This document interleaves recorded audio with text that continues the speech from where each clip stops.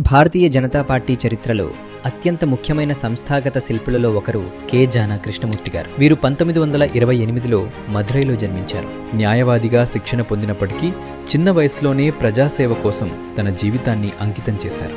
రాష్ట్రీయ స్వయం సేవక్ సంఘ సిద్ధాంతాల్లో లోతుగా పాతుకుపోయిన ఆయన క్రమశిక్షణతో జాతీయ రాజకీయ ఉద్యమ నిర్మాణానికి కృషి చేశారు.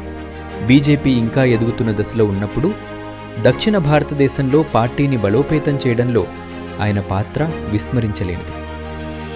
తమిళనాడు, కర్ణాటక, ఆంధ్రప్రదేశ్ మరియు కేరళ రాష్ట్రాల్లో పార్టీ సంస్థాగత నిర్మాణాన్ని జానా కృష్ణమూర్తి గారు పటిష్టం చేశారు. కార్యకర్తలను తయారు చేయడం, నాయకత్వాన్ని పెంపొందించడం ద్వారా పార్టీకి ఒక శాశ్వతమైన పునాదిని వేశారు. 1980లో భారతీయ జనతా పార్టీ స్థాపించినప్పుడు ఆయన మొదటి జాతీయ కార్యదర్శులలో ఒకరు. ఆ తర్వాత ప్రధాన కార్యదర్శి మరియు ఉపాధ్యక్షుడిగా కూడా సేవలందించారు. 1990 దశకంలో బీజేపీ యొక్క మేధోపరమైన మరియు విధానపరమైన ఫ్రేమ్వర్క్ ను బలోపేతం చేయడంలో జానా కృష్ణమూర్తి గారు కీలక పాత్ర పోషించారు. 2001లో భారతీయ జనతా పార్టీ జాతీయ అధ్యక్షుడిగా జానా కృష్ణమూర్తి గారు బాధ్యతలు చేపట్టారు.